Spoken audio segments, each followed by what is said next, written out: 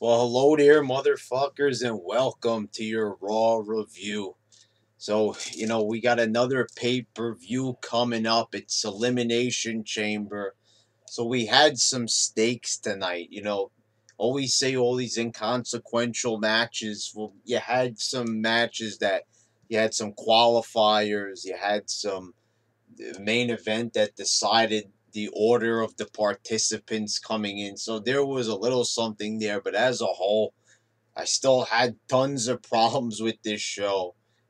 You really always feel like I said this a few videos back. When WrestleMania came around, you'd get excited, you'd start getting pumped up, and you back in the day, the show used to be good all year round, not just around Mania. But now they even get lazy around Mania time, and they don't even really attempt to do anything new. Because once again, I have to ask on this show, what really happened on this show that's going to get you excited for Mania? What on this show was really good? Was anything really good at all? Was anything really memorable? We started it off with Reigns qualifying for the Chamber against Bray Wyatt. So, you look at this, it's like Bray, a former world champion, he's not even going to be in the Chamber match. Okay, little, match to start off the show here. Reigns beats him with the spear. Then Matt Hardy comes out from behind, and the announcers are asking. Bray Wyatt has his back turned to Matt, and Bray Wyatt is looking straight at the Titantron, and the announcers are acting like total goofballs, asking the question. I don't think Bray knows that Matt's behind him. Well, how could he not know that someone was behind him when he's looking straight at the Titantron? Which, if anybody's been to an arena, knows that what they show on the Titantron is what the people at home are watching most of the time. Every single show I've been to, that's how it's been. So I really don't know why they'd ask such a stupid question. This is commonplace. I even see people defending Corey Graves. How could you learn that he got Booker T kicked off of Raw and still defend the Mama Luke eyebrow tweezed motherfucker? I mean, come on, guys. Are you really going to stand behind a guy like Corey Graves? And I have to ask the question again. The commentary and everything aside, like, are you really going to defend the guy that looks like Graves? Are you really going to defend somebody like what has he really done? What has he done in the business to really be impressive where he deserves to be respected more than Booker T? I'll never get it. How could being an NXT tag champ elevate you to this role of being, so respected? Like, his wrestling opinion is everything. We could go back to the commentary. There's nothing that this guy says that's interesting or memorable. He has a bland voice. There's nothing about anything that he says that makes him stand out. I'm sorry if I have to always compare people to JR, but as far as I'm concerned, that's the standard. When you're the best, you're also the standard. So everybody I rank up against Jim Ross, you know, memorable voice, memorable phrases that he says. JR had a distinct way of describing the proceedings. Corey Graves doesn't have any of that. Once in a while, he comes up with a one liner, but it always sounds stupid, lame, corny, and cheesy. Now, people used to actually disparage JR. I'll never forget when Joey Styles took over for a few months when they fired JR for that brief period. It was like the 70th time they fired him. Um, they said, "Oh, good thing that Joey Styles." I remember this the early days of being on wrestling message boards. People would defend that decision of firing JR. Oh, at least we don't have to listen to him anymore. We don't have to hear, he's beating him like a government mule. And the thing is, people were saying, oh, they were sick of hearing those catchphrases. Guys, those catchphrases are what elevated JR to being one of the most renowned announcers of all time. And, people just didn't like hearing them anymore. And they didn't realize, and you could especially see it today. Now everybody wants to be JR's best friend and pretend like people never said anything against him. Oh, JR's the best. Well, I remembered a lot of these same people were saying, oh, I'm sick of hearing JR.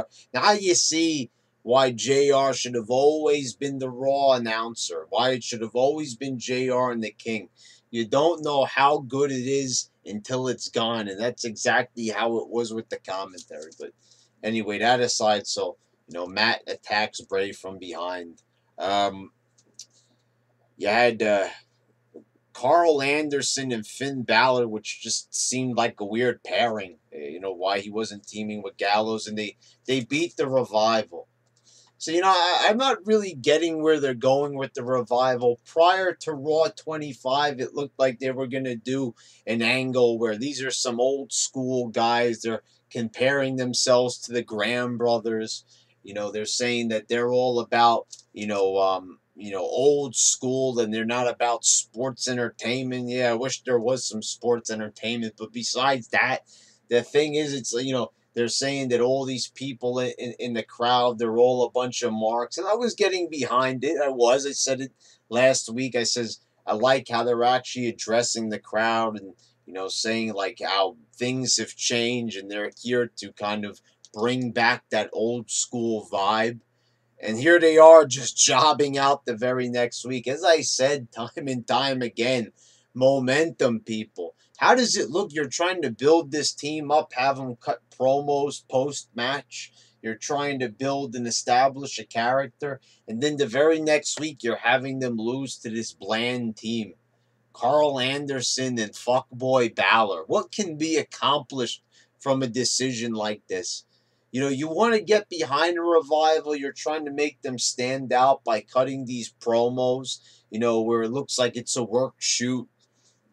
And then the very next week, you're going to have them lose. I mean, how is anybody supposed to get behind the team when you're doing that? What are they thinking? Is what I need to say. Like, how do they justify this? Oh, it's okay. We'll just have them win next week.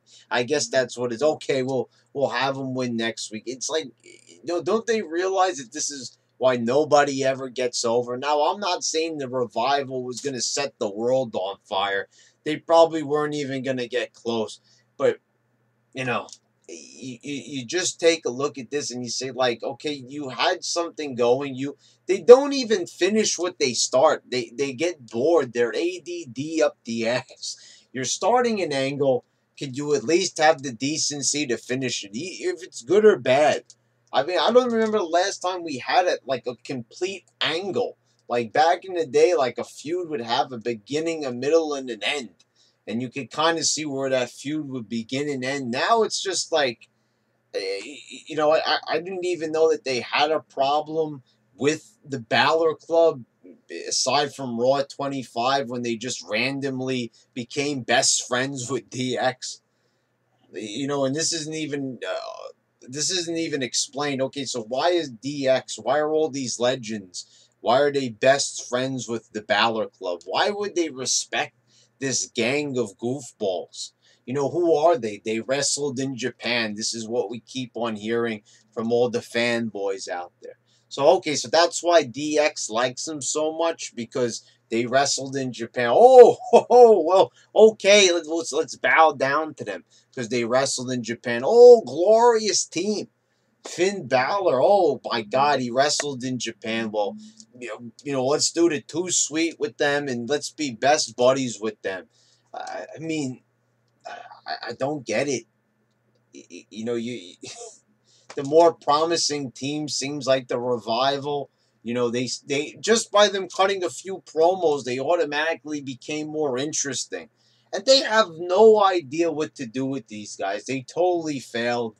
They were trying to make Luke Gallows and Carl Anderson into comedians. Oh, we're advertising merchandise. Oh, we're doctors 1 week talking about a testicular disease. When we remember those skits they were doing, last year or whenever it was. They were trying to make them the funny comedy team, and now, okay, everything failed already. They weren't, over as tag champs, so let's put them together because they were together in Japan. Let's make the marks happy. I mean, this is just lazy, creative if I ever seen it, and they failed time and time again. I mean, guys, look at the Shield. They couldn't even get these guys away from one another for a complete 3 years. They couldn't wait to get these guys back together because they couldn't figure out what to do with them. And they've done the same thing with the Wyatts. One way or the other, they're all just going to find each other back again. So it's like, what is even the point of anything? Everyone's got one big circular motion here in WWE, and you've even seen it. You've seen it with the Miz. He, starts off, wins a secondary title, gets all the way to the WrestleMania main event, then comes back down again to where he started as a mid-carder. So it's like you could be in this organization for years and years, and it seems like some of these guys just go nowhere with their careers. They're not over, except with a very small segment of the audience. It was time for a 205 Live tag. They're talking about a big tournament. Nobody cares. I mean, honestly, guys, now that Enzo is not there, who really gives a fuck about this? I mean, honestly, it was like I said, Enzo was the only thing worth watching on that show. Are they going to bring back Neville? I would advise them, if they're going to go with this, that they might as well put Rey Mysterio into, for God's sakes, do something with him. I mean, really, when I look at things, Rey Mysterio should be like in the world title picture. I know many people had a problem with that back in the day, but especially now, if you're going to sell this whole thing like, people don't have to be a certain size. I mean, if Finn Balor could be a Universal Champion, are you telling me that Rey Mysterio couldn't? And I still have to ask the question, why didn't Rey Mysterio win the Royal Rumble? Let's do a poll here on this channel. Would you honestly rather see Nakamura versus AJ Styles? Or would you rather see a real dream match of AJ Styles versus Rey Mysterio? A true legend. You want to talk about all the stuff Nakamura has done in Japan. How about Rey Mysterio, a guy who has traveled even more than Nakamura, who's already been to the top? What would it mean for AJ Styles to be able to beat Rey Mysterio on that big stage of Mania? And Rey Mysterio, I mean, he appeals to kids. He might even, draw in some old fans who might be interested in seeing a sort of WWE TNA style dream match of sorts. Since we're all dreaming, it's all about dreaming now. Dream matches, dream teams, everything's, dream nowadays. So, but that would obviously be the better match, and I don't understand why more people are not talking about that. Instead, we're just settling, these guys wrestled in Japan years ago. We want to see it in WWE. I'm going to guarantee you most people do not. The people here in the YWC, of course, but they're a very poor representation of what people want to see. See, that's why people say this garbage here in the YWC, because they're all going by what these people are typing out on their keyboards. Well, how about the people who are not typing on their keyboards here, and the people that are interested in this product and were fans years ago? They're not typing on their keyboards here. They're invisible to everybody else. We're talking about who's going to tune in, who are the new viewers. You're not going to get that here in the YWC. You're not going to see all those comments and everything from people. So it's a very poor consensus. Everybody says, this is what people want to see. Those goofballs in the audience, They're always going to be there. Those people are so sad that they will actually pay to see a show that they're going to boo. They're going to hassle the wrestlers throughout the show. They don't even want to be there, partially, but they still pay good money to be there. That's what drives me insane. And then they're like, "Oh, well, we're the fans. They should give us what we want." And you see, even when WWE even gives them what they want, they still are not satisfied. That's why I said, why is this company catering to these fans? Well, why cater to them if they're not even going to be happy or satisfied with what you're giving them, and they're still, going to be rowdy and shit? I mean, why even? Why cater to an audience that you could see how much of goofballs they are? These Mama Lukes have ADD. They can't concentrate on anything. They chant the most inane chants every single night. I mean, this is all that they're good for. All they are about is what the Revival said: getting themselves over. That's all they're concerned about. They're not concerned about this product or where it's going to be in a few years. They're only concerned about themselves. And, I paid money. I'm here to have a good time. Yeah, okay, well, enough was enough already. Okay, so Cedric Alexander won that tag match. Rockstar Spud is on commentary. Um, I don't. Doesn't Nigel McGuinness call 205 Live? I thought he did. I couldn't even tell them apart. They sound the same to me. Rockstar Spud and McGuinness, they sound identical. Two British guys. I don't know. Anyway, you had Kurt Angle in the ring. He announces that Nia Jax is not going to be in the Elimination Chamber. Okay, so there you go. So Mandy Rose is going to be in the Elimination Chamber, but not Nia Jax. Oh, okay. Okay. So I was calling Mandy Rose Mandy Moore for a few weeks, and that wasn't a mistake. I was making fun of them. To all the people who don't read into my references, Mandy Moore was a pop singer from the 90s.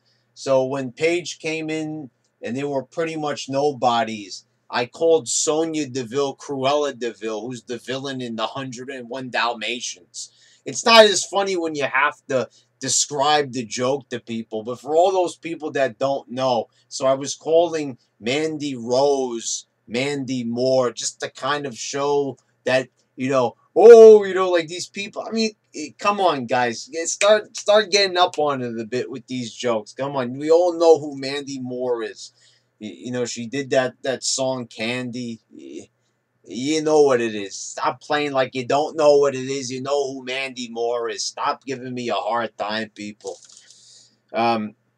So he announces that Nia Jax is going to be wrestling Asuka instead, at the Elimination Chamber. And here's the question I need to ask about this. This is a weird stipulation that he made to this match. So, basically, if Nia Jax beats Asuka at the Elimination Chamber pay-per-view, she's going to advance to the match at WrestleMania against the champion in a triple threat match.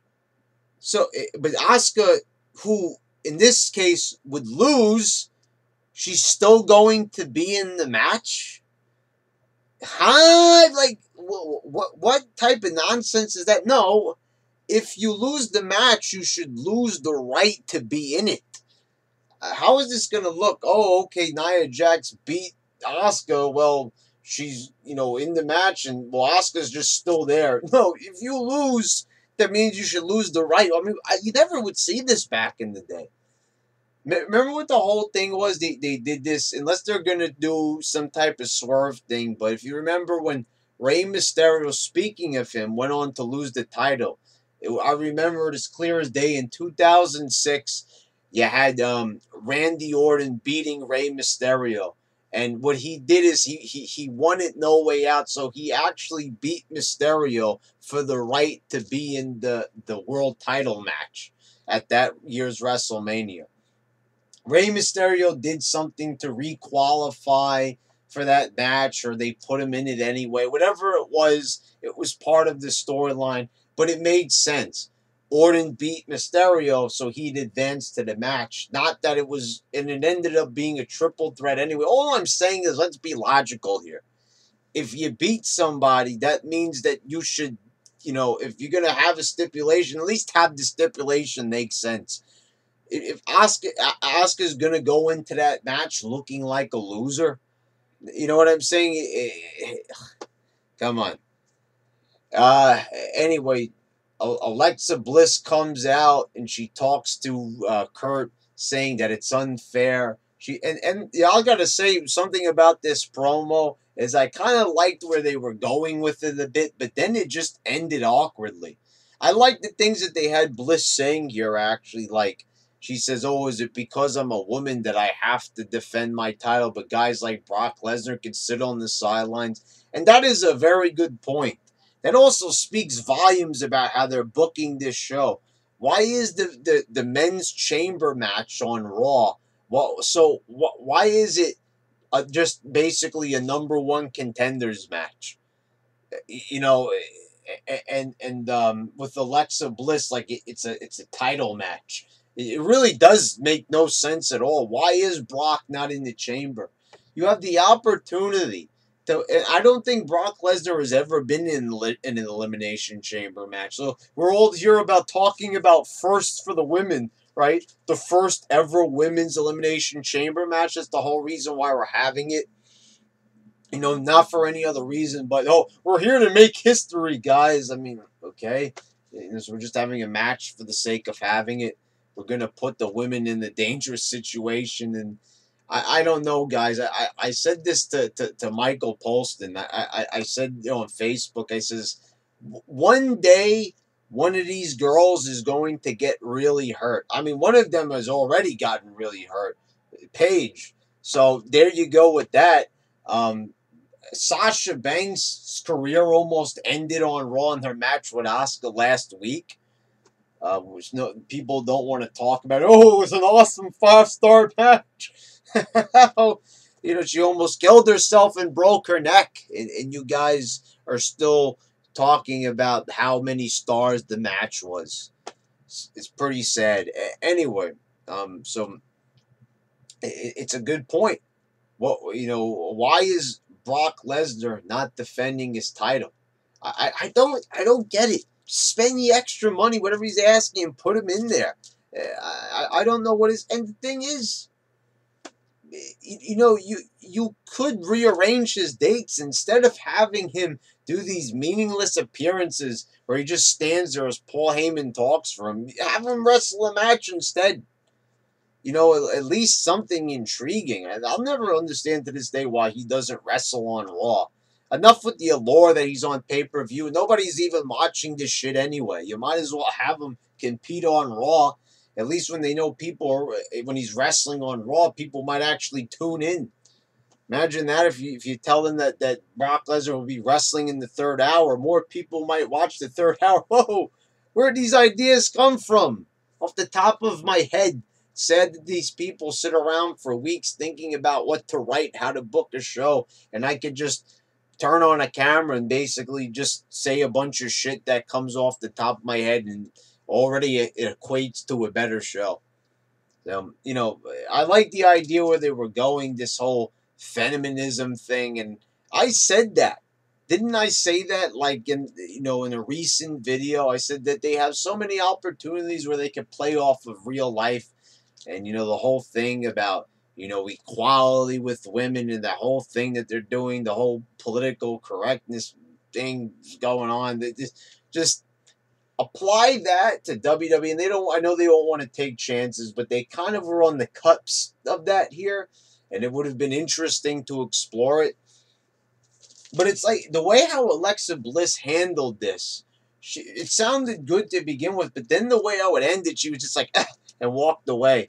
I was like, you were headed somewhere there good. It was getting heated.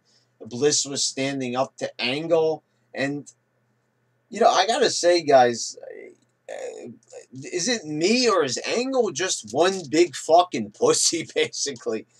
everybody's like yelling at this guy and he never yells back, and he's just like passive aggressive about everything. I mean, it's the same thing with Shane McMahon. Like I said, Baron Corbin is insulting him to his face, and Shane just standing there. Yeah, I'm a McMahon. I mean, like, where's the real reactions? I mean, everybody, even these people that used to be big personalities like Kurt Angle. I'm sorry, I have to say it, guys. Kurt Angle is fucking boring. He's been now in this position for close to a year already, and he is not entertaining me. I mean, you would if you told me that Kurt Angle was going to be the GM, I'd be like, oh yeah, I can't wait for the comeback. Product's going to be way better. And that might have been the case 10 years ago. Probably even, even more time than that. It would have been entertaining. And it was entertaining him having him as the GM back in 2004, right? But now you fast forward and you see Kurt Angle as the GM, and he's a boring motherfucker. He brings nothing to the table. They have this guy acting so wooden. It's like it doesn't even seem like he's comfortable being in the role, for God's sakes. I mean, my God, take the reins off. Enough already. Like, these guys, they don't even, it's so manufactured. They don't even seem comfortable being there. So like they were going for something interesting here, but then they just had it end in such a very awkward fashion. It was just so sudden. Like, he just basically pulled the rug out right from under Alexa Bliss, and it's like, oh, okay, segment time is over. And there was no conclusion, nothing was answered here. Okay, so, Bliss has a problem with the match, and she's just going to walk away. Angle does like a brief little poll. He's asking these marks in the audience. Okay, once again, like you said, a bad consensus. Asuka had her match with Bayley. Bayley survived. The thing is, it's really funny that, no one is ready for Asuka, right? Yeah, no one is ready for Asuka, because the thing is, one day she's really going to injure somebody, and they're going to get hurt bad. And, like I said, they're not even blaming anybody for any of this. How are they not talking to Asuka about the way how she treats the other athletes, the other wrestlers, when she's in the ring, stiffing the shit out of them? I mean, it used to be that McMahon was concerned about protecting his assets, which is the talent, and now he just doesn't care. Whatever you guys want to do, you want to go injure each other, you want to kill each other, go ahead. I mean, after what happened to Sasha last week, he should have really sat down with everybody and said, guys, we need to fucking cool it with this shit. We're not the fucking indies. We're not some bullshit indie fed where we're, jumping off of fucking basketball boards into the ring through a fucking flaming table. We're not CZW. We're not XPW. We're not this bullshit, low class form of, garbage wrestling. We're not backyard wrestling. We're the WWE, damn it. We're a publicly traded company. We're the only company that really matters in the world anymore. We need to start acting like it. Instead of that speech, it's just, well, let's go back to Asuka kicking the shit out of people. All right, so, and like Bayley is like, does anybody look at this girl? And, we were told that Bayley was going to be super over. And the thing is, I'm sorry to say, they say, oh, it's a different, different audience, NXT. Different audience. It's the same goofballs. It's just people losing interest quick. Everybody said that Bayley was going to take over women's wrestling and she was going to be fantastic. She was going to be great. And just like everybody else that the marks build up, they got sick of her too. She was the flavor of the month, flavor of the week. And before you knew it, nobody even cared about her anymore. It's the thing. It's just like you look at her, the stupid side ponytail. She looks like some type of demented troll doll. It's just not working, guys, and it never has. And they've been trying to figure out what to do with her. They wanted to make her more serious. They didn't want to commit to that. It's just, no, it's not good she's not saying she's bad in the ring or anything, but what they're giving her right now, any of this stuff is just not good. In the way how she's trying to console Sasha Banks before the match, and Sasha Banks says that she watched her match with Asuka 20 times. I think it's time to get a life. If you've been watching your match 20 fucking times, I think it's time to get outside for a moment and, at least get something to eat, Sasha. Take a bath. I mean, you've been watching that match. It was a pretty long match. 20 fucking times. I mean, this is what you do. Go out on a date. Do something. I mean, my God. Watching a match 20 times straight seems a bit obsessive. Sounds a bit OCD to me. My God, my goodness. So you had that. Okay, so we get all the women, almost all the women stuff out of the way. There's another match later, a couple of matches later on, 2 matches later on. No mention of Ronda Rousey. No mention of her. I mean, how do you get to this point in the show?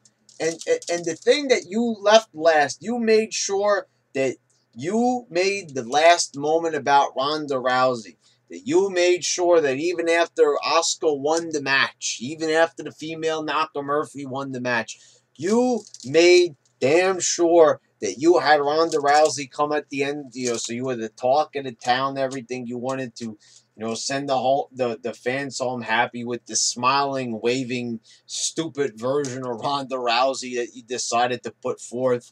And, you mentioned her last week. Oh, media firestorm. She's full-time. She's committed. She's excited. She's happy to be there. She's the new Hot Rod. She's the new Roddy Piper. I'm not buying it, but the thing is, where is she? I mean, why is she not there? I mean, this is it's a media firestorm. This is amazing. Ronda Rousey's finally arrived. She's not on Raw. She's not on, and I guarantee you, she's not going to be on SmackDown as well. I mean, what are they waiting for? I mean, I would not be surprised if we don't see Rousey again until the Elimination Chamber.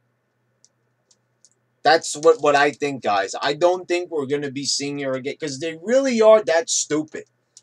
They really have this, we're going to save it for a big moment. Save it? Save it for what? I mean, this is the same thing they did with Sting. Let's use him a little bit, then make him go away. I mean, instead of it being a better idea that instead, the idea was the thing with Sting why I said it was stupid is like, this guy is older already. Get as much out of him as you can. You waited this long. You're going to wait? And they were also doing that with Bret Hart. Remember when Bret Hart came back to the company and Vince McMahon low-blowed Bret? They waited like the whole fucking month to follow up on it. I mean, why would you not follow that up the very next week? I mean, you had an exciting, unique development happening. It's, in this case now it's with Ronda Rousey, and you're not going to at least give the fans who tuned into the Royal Rumble or tuning into your show because they saw it on ESPN or whatever the case may be, they saw it online that, Ronda Rousey showed up at the Royal Rumble. Let's tune into Raw, see what happens. And there's no mention of her. Instead, you're watching some fucking lime, colored single ponytail to the side, Bayley wrestling some weird looking anime character. Like what? I don't know what they're thinking. I don't even want to know what goes into that type of thought process because it's so stupid on their part. Why not take advantage of this? You have all this attention and you're just going to, you know what? Yeah, we don't want the attention anymore. Okay. The Miz cuts a promo. Miz is good at cutting promos, but it really went nowhere. We have a qualifier. Miz predictably beats Apollo Cruz. I mean, did you really think he was? Okay, so we know he's not going to win the Chamber, but at least they're making you think like he's deserving of the world. I mean, honestly, guys, there's a lot of people that knock the Miz all the time, but I have to say, guys, in a wrestling world that has no characters, we should at least appreciate the fact that Miz understands the art of the promo. That Miz actually looks the part, for God's sakes. He might not be wrestling mat classics or anything like that, but who the fuck cares? It's all about wrestling matches now. And we have no characters. At least The Miz kind of keeps it true to how it used to be. So he beats Cruz. Okay, then, we have Roman Reigns backstage volunteering to step in for Jason Jordan. Jason Jordan said he felt odd. He didn't want to wrestle. He didn't feel well enough. So Roman Reigns shows up. He's going to team with Seth Rollins. So then we have the match. Seth Rollins and Roman Reigns versus The Bar. Jason Jordan gets involved. He punches Sheamus and Cesaro, so they disqualify him. Um, I don't really know where they're going. It's just the thing is this slow burn shit that they do. This is the excuse that everybody always says, and Wade Keller always talks about, and Meltzer Magoo. Oh, it's a slow burn. Oh, why is it not eventful? Oh, it's a slow burn. What is it? Every single feud is a slow burn. This is the excuse. Why is everything move at a snail's pace? And by the time we get there, sometimes we don't even get a payoff. Sometimes they just abandon the angle because it's so much of a slow burn that it's even too slow, I think, for the writers, where they're just like, yeah, and their brain just fucking gets an aneurysm because it's just so mind-numbing how slow the show moves. I mean, I'll never understand this. How can you, not be excited to write for a big company like WWE? I mean, if I got in there, I'd be like, whoa, I'm in this huge company. I can't wait to write shit. I can't wait to make this show better. I don't know what it is. They're scared of Stephanie. They're scared of Road Dogg. They're scared of Vince. I don't know who they're scared of. The only thing scary to me is the way they write this show. It's horrendous. I mean, how could this show be so devoid of any sort of entertainment at all or fun? I mean, remember that? Remember when it used to be fun to watch this show? Remember we could sit there, we'd laugh, we'd be entertained, we'd be smiling, we couldn't wait to discuss the show with our buddies the next day at school. I mean, and now you watch the show and it's like you watch 3 hours and you're like, oh, okay, well, it's done. And, you really have nothing to show for it. Just, a lot of depression and, questioning your choices in life, and you're questioning, the programming. You wasted all that time watching this show. It's like, I mean, putting yourself through this. I mean, I'll tell you something. If I didn't have this YouTube channel, I would not be watching this show. I think you guys know that. I watch the show for the benefit of having fun here on YouTube and entertaining you guys. But if YouTube did not exist and I didn't have this platform, I would not be wasting my time watching this garbage. It's more like that. I watch the show and I can't wait to entertain you. I don't look forward to watching this. I can guarantee you that. Nia Jax defeated the Jobber. Why this has to happen is beyond me. I mean, first of all, you already know the result. Okay, I don't have to tell you that. But the other thing is, she's already established. All right, this ain't some new character that just walked onto this. Nia Jax has been there for a while. She's been on the roster for 2 years already. Now, the fact that she hasn't really made a dent at all, it really tells you that they don't give a fuck about her. I mean, how hard is it to book somebody like Jax? Go in there, beat everybody up, be dominant, beat a champion, and, that's basically it. Do how they were doing it for so long. I mean, how do you book a dominant wrestler? Is it have them win? Have them beat a lot of reputable opponents and, just talk tough, carry yourself in a way.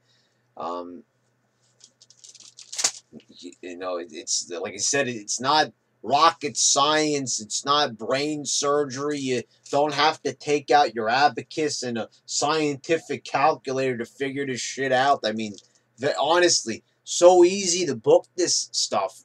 A child could do it. Nia Jax is big. She beats smaller wrestlers. Ho! Whoa, novel concept there, right? Okay, so after the match, Renee Young comes into the ring. And Nia Jax says the cheesiest, most cringe-worthy line ever. rivaling even Corey Graves with this line. She says, I'm going to turn the Empress of Tomorrow into the Empress of Yesterday.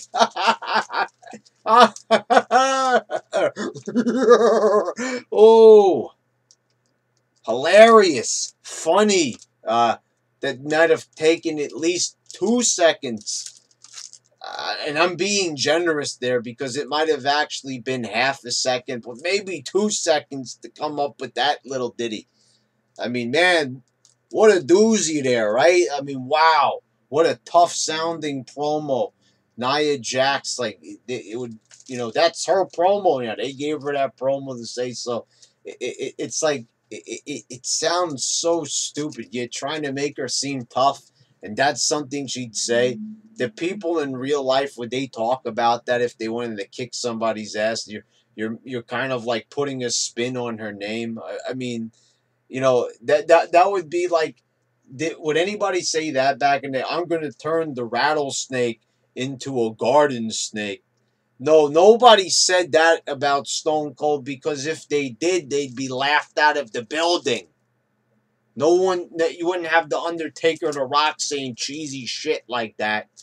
I mean, you see how I came up with that right there as an analogy? That shows you how bad the line is and how quickly somebody could think of something so dumb on the fly. It's easier to come up with bad ideas than good ones. And that's why we see a lot of bad ideas, because they're easier to think of. You don't have to think. That's why. Duh. Fucking moronic idiots. These mamalukes who write the show. They're not only are they wasting the oxygen, they're also wasting good ink too, as well, writing this shit down. I mean, these are ideas that should never even. You should be embarrassed to share ideas like that. How about that? Forget about how does it get to that point where they write this stuff down and present it to Vince? I would be embarrassed. Forget about being scared of Vince. You should be embarrassed to present work like this. I mean, think about it, guys. Your personal experiences for working at your job or in school, whatever the case may be. If you wrote a paper in school and it sounded like a retard fucking wrote it, wouldn't you be like ashamed to present that to your professor? Or you'd be like, well, if I turn this paper in, my professor's going to think I'm a total fucking nincompoop.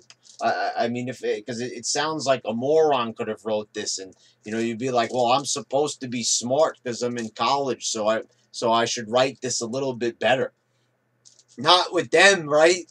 They have degrees in journalism, so and shit. So or they're they've got degrees in English, whatever the case may be, in TV writing. I don't know how qualified they are. Doesn't matter how qualified they are, because you present shit like this, you're not qualified for a job. You're qualified for the unemployment line. The Empress of Yesterday. I mean, like, first of all, Empress of Tomorrow sounds dumb enough on its own. The fact that you're going to put a spin on like that, and you're trying to use that to elevate Jax, if anything, that seems like that was designed to hurt her. Like, if you were trying to turn her into a joke. I mean, you might as well fucking give her a moppy and probably carry moppy in one hand. In the other hand, she should maybe have the Santino sock puppet snake, the Cobra shit, right? I mean, if you're trying to kill her off that fast, I mean, put her on the fast track. Do it that way instead of having her say stupid shit that takes 3/4 of a second to come up with. What do you got here? Mickie James defeated Sonya Deville. I said this the past couple of weeks. I said I like Sonya's look. I think they could go places with the MMA background. Nope. Just have her lose here. Why not, right? Let's not build anybody up before the chamber match. Let's not try to build new stars, right? Let's just job them out. Why not? The Absolution, there's only 2 of them now. You might want to make them look stronger because Paige is not there anymore to wrestle for them. So, but it's what it is, right? I mean, this current WWE, right, where nothing makes sense.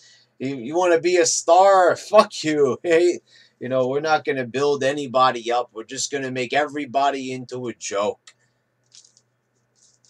And then in the main event, it was Elias defeating Cena and Braun Strowman.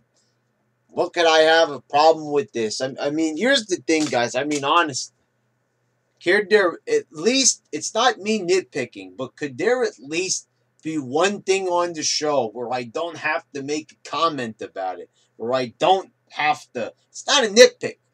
These are glaring faults. I want to just say that these reviews here, this is not me nitpicking. Trust me, if it was something that I can nitpick, I probably wouldn't even say it if it was a nitpick. I wouldn't nitpick. I mean, I want to find good in this show. If I'm going to watch this show from week to week, I want to have a reason to enjoy it as much as humanly possible because it is not pleasant watching this show. I think everybody knows that, especially SmackDown, which is even worse than Raw in my opinion because I think they try even less. I've just been observing that over the past few months. Okay, so I would honestly try, and I did. I think the work was genuinely good. I think it was the best on the show, in my opinion. I like all these guys in the ring. I praise them all the time. Cena, one of the biggest stars, especially now compared to everybody else. Braun, big fan. Elias, I said it. And he won the match. I mean, that was good. I was happy to see that. He took advantage. He got the pin on Cena. And it was excellent. And you know how they have wrestlers always like running away from everybody, right? Prior to their matches to build up the chicken shit heel. Okay, so right after he pinned Cena, this would have been a good moment for him to just kind of just run up the entrance ramp, and he should have just like laughed a little bit, held his guitar, and walked away like a badass. You could have done that in a way where he could have been chicken shit, but it would have been understandable because Braun Strowman is lurking nearby, saying he's a big dude, so it would have made a little bit of sense to kind of just bail him out right there, and that could have been it. And you know, you could have been like he's the winner right there, you know. But the minute he gets the pin, Braun Strowman picks him up, slams him down, picks up Cena, slams him down, then Braun goes to the crowd. And I don't really like this thing they're doing with Braun Strowman. This is a complaint. This is a bit of a nitpick. It's not a big deal. But someone who's like Braun, this uncontrollable monster, he should not be asking for approval from the crowd. That part I don't really get. You're playing to the fans. I mean, if anybody should not be playing to the fans, whether he's a face, a tweener, a heel, I don't know anymore. Shouldn't matter. He shouldn't be asking the fans, hey guys, you want to see another power slam? Hey, there, guys, you want to see another power slam? No. I'm sorry, but no. Stop that. Don't ask the fans, you want to see another move, especially when you're supposed to have. That would have been like The Undertaker asking people if they wanted to see another last ride. Just pick them up and do it. Don't ask the fans. What does that even do? Does that add anything? No. It just shows that his character is like being too much. He's supposed to be unreasonable, right? This is a guy that fucking topples structures down on people with grappling hooks, pushes announcer tables, throws commentators off stages. I mean, and now he's like playing to the fans. I don't get. But the thing is, basically, what I'm saying here is this was like really ruining Elias's moment. And they always do shit like this because it's 50-50. Braun didn't even get pinned in the match. So what's the big deal? Why does he have to like get his heat back right away? He could have like beat up on Cena, but beat up on Elias too. You always book shit that way, where the heel runs away prior to a match. Okay, well now we won the match, and it would make more sense to have him actually just kind of mock and laugh at Braun Strowman and laugh at Cena, because he got away, he snuck away with a win through the back door. That it would have made sense in that context, but instead, no. Just just let Braun's not even the winner, and he's beating everybody up. I mean, you know, if you had a chance to do that, that would have been the moment. But they do it all the time, and the one time they don't do it is the time when they should have done it. You know, I don't know, because they can never, even when they do something right, like here, like picking the winner of this match to make it a bit more exciting, you know, just, you know, so it gives him the honor of going into the chamber match last. They find some way, somehow, to ruin it. This is by far like the worst style of booking I've ever seen from them. The 50-50 style of booking is just a total fucking nightmare. They've been doing this style for a while now. Nobody is allowed to get over with it because it's stupid already. It's dumb.